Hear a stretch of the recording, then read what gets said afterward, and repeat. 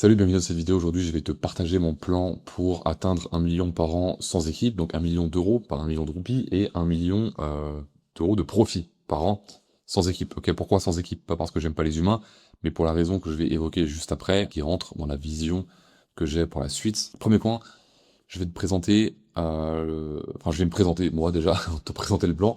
Moi c'est Rémi Valem, je suis Direct Response Marketer, donc je fais du marketing, de l'acquisition client pour principalement des offres high ticket. Donc des offres high ticket, c'est des offres des infoproduits, des coachings, etc. en ligne et des agences également. Je bosse aussi avec des agences et donc je les aide tout simplement à acquérir plus de clients grâce principalement à l'acquisition payante et à du conseil marketing de manière générale et parfois du conseil, donc du consulting plus large, dépendant des problématiques et de l'expérience que je peux leur apporter. Comment je suis arrivé là? Simplement, j'ai commencé il y a 6 ans en ligne, et j'ai bossé pendant plusieurs années avec une grosse agence marketing francophone qui était spécialisée pour les coachs en ligne et infopreneurs. Cette agence, quand je suis arrivé, elle faisait 30K, quand je suis reparti, elle faisait 5 millions par an. Enfin, au pic, elle avait 5 millions par an, puis ensuite c'est redescendu. Et après, je suis parti en solo. Au sein de cette agence, j'étais aussi en gestion de portfolio de clients, ok, donc des clients qui faisaient 10, 20 cas par mois et d'autres qui faisaient jusqu'à plus de 10 millions par an. Et donc, grâce à ça, j'ai pris énormément d'expérience. Ensuite, je suis passé en solo. Et là, du coup, j'ai passé un cap. Récemment, j'ai atteint les 30 cas par mois en tant que prestataire de service solo.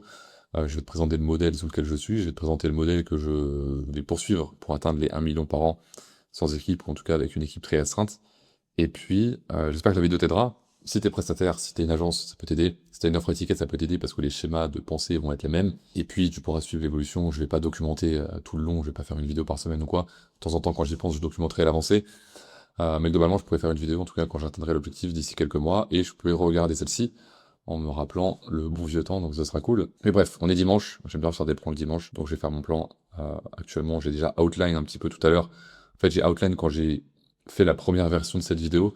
Ensuite, je me suis rendu compte que je passais plus de temps à outline sans expliquer plutôt qu'à expliquer pour que ce soit intéressant pour toi qui regarde. Et donc, en fait, je vais juste laisser la outline que j'ai fait tout à l'heure et je vais étoffer dessus, ok? Donc, premier point. Actuellement, mon modèle, je suis à 30K par mois, j'ai atteint les 30K récemment. Mon modèle, c'est que je fais du done for you et du consulting. Majorité de done for you et un petit peu de consulting. Et mon acquisition, c'est principalement de l'outreach. Donc, je fais absolument pas de l'outreach de masse, etc. Je fais pas de la merde comme ça. Je fais de l'outreach très ciblé, très personnalisé, uniquement avec des gens avec qui j'ai vraiment envie de bosser.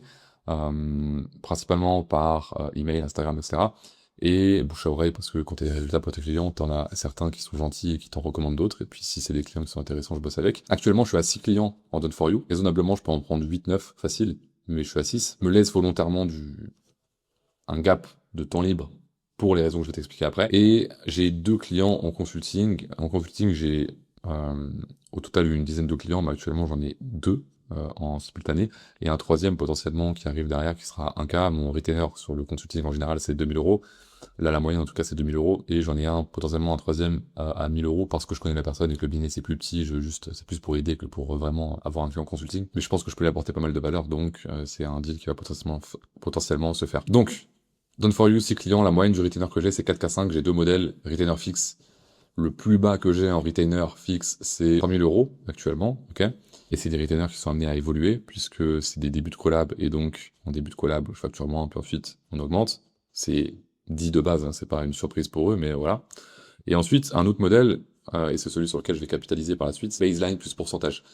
Baseline plus pourcentage, c'est quoi? Baseline, c'est pour m'assurer un minimum, et le pourcentage, c'est ce qui vient, en vrai, créer le vrai revenu. Le minimum, il est pourquoi? Il est parce que, avec certaines offres, je viens prendre l'offre à pratiquement zéro et l'emmener le plus haut possible. Et donc, quand je fais ça, moi, pour les 1, 2 premiers mois, et même pour le reste du temps, dans le cas où le client est pas assez sérieux ou part en vacances ou peu importe, j'ai une baseline. Parce que je travaille pas pour 0 euros, je travaille pas que au pourcentage, parce que je partage pas, j'ai pas des parts dans le business, donc je vais pas partager les risques du business de la personne.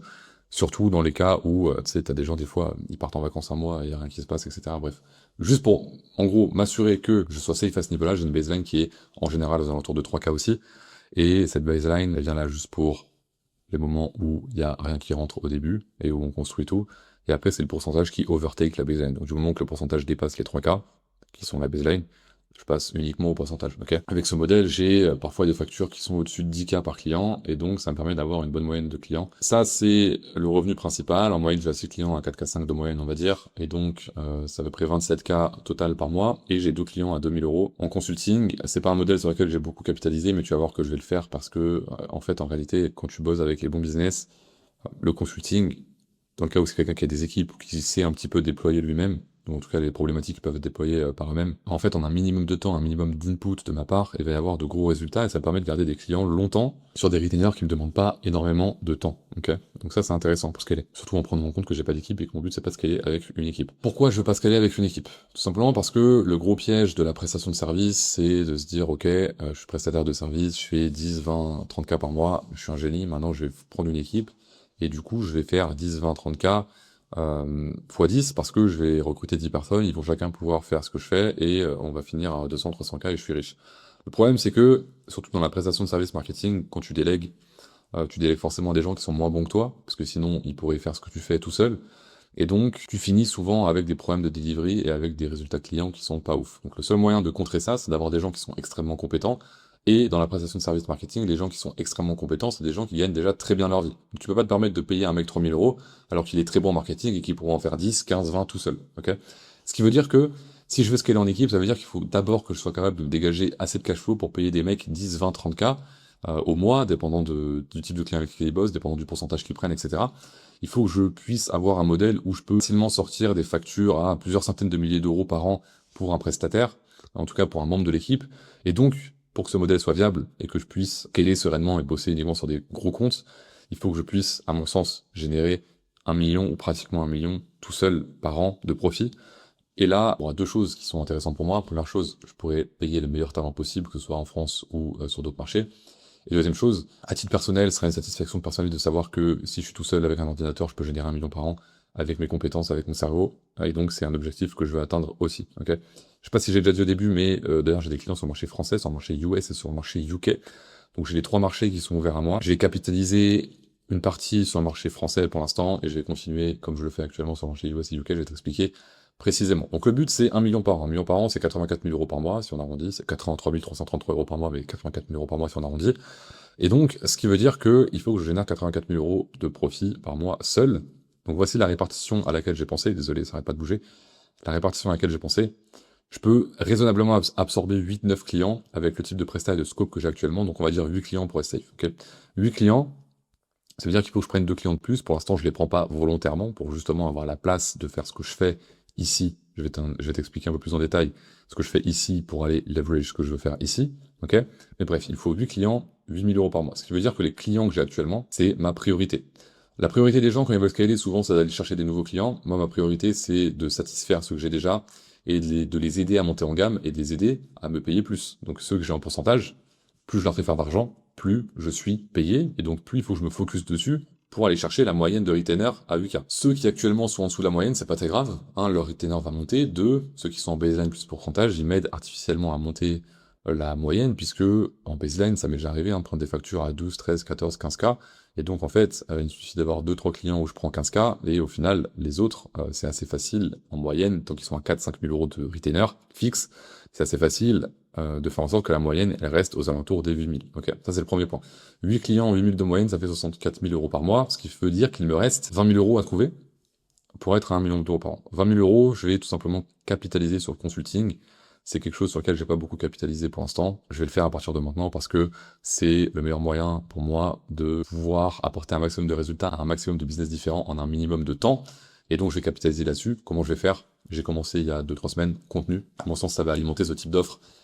J'ai des doutes sur le fait que ça va vraiment, peut-être que je vais me tromper, j'espère, que ça va vraiment alimenter cette offre-là. Avec du contenu, j'ai des doutes, très honnêtement, on verra. Et ensuite, autre point, des ads. Donc, je vais pousser en ads tout simplement cette offre-là, et je vais également faire un tunnel de sorte à ce que je vienne alimenter ces opportunités-ci, que je vienne également alimenter, sans perdre d'argent, parce que je serai rentable sur ce tunnel, alimenter mon contenu. C'est-à-dire que toute l'attention que je vais avoir via les ads qui n'est pas qualifiée pour ceci ou pour ceci, je vais la rediriger ici. Ce qui va me permettre d'avoir un levier supplémentaire, en plus du code que j'essaie déjà de craquer en natif, en organique, qui va faire que l'algorithme te pousse gratuitement parce que c'est du contenu organique.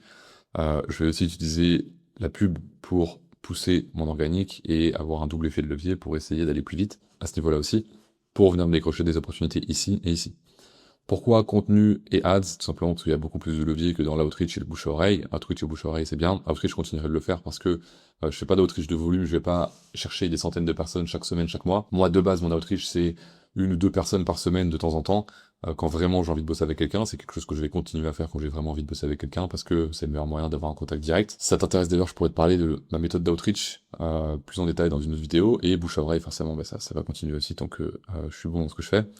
Et donc, le levier, quand tu veux pas faire de l'outreach de masse et faire chier le monde avec des emails de spam, c'est d'aller chercher du contenu, que les gens viennent à toi, mais que tu puisses apporter de la valeur à un maximum de monde, et de avoir des ads. Le contenu, ça va aussi me servir à trouver des talents par la suite, et ça va me servir aussi à élaborer mon réseau. Parce que le problème que tu as quand tu bosses en agence, si ça a été ton cas, c'est que quand tu bosses en agence et que t'es bon, t'as énormément de clients en gestion dans ton portefeuille, t'aides l'agence à scaler, mais toi, tu récupères aucun fruit. C'est-à-dire que t'es payé en fixe de toute façon, c'est un petit pourcentage sur les bénéfices de l'agence, t'as un petit pourcentage, mais voilà.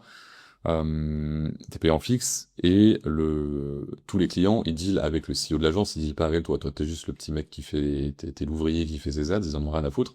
Et donc, ton réseau, malheureusement, c'est la vérité du marché, ton réseau, il se développe pas quand t'es en agence. Les gens n'ont rien à faire de toi, ils sont là pour le CEO, et c'est tout. Et donc, c'est pas forcément grave, hein, je suis pas là en train c'est pas une plainte, c'est un constat, et c'est un regard froid sur la situation. Donc, le résultat, c'est que j'ai beaucoup plus d'expérience que de réseau, alors que si j'avais été en solo et que j'avais eu la même expérience, etc., j'aurais un réseau beaucoup plus étoffé, mais c'est pas grave, c'est quelque chose que je vais rattraper avec la partie contenu, ça va établir mon réseau sans aucun problème, et ça va me permettre de rattraper le retard que j'ai à ce niveau-là. Donc voilà, globalement, c'est assez simple, hein, tu vois que le plan est assez clair, globalement, c'est faire plus de ce que je fais déjà, venir améliorer la lifetime value de chacun de mes clients, la valeur mensuelle de chacun de mes clients, améliorer les résultats qu'ils ont, venir pousser une offre de consulting one-one et de consulting de groupe, pourquoi pas, à voir.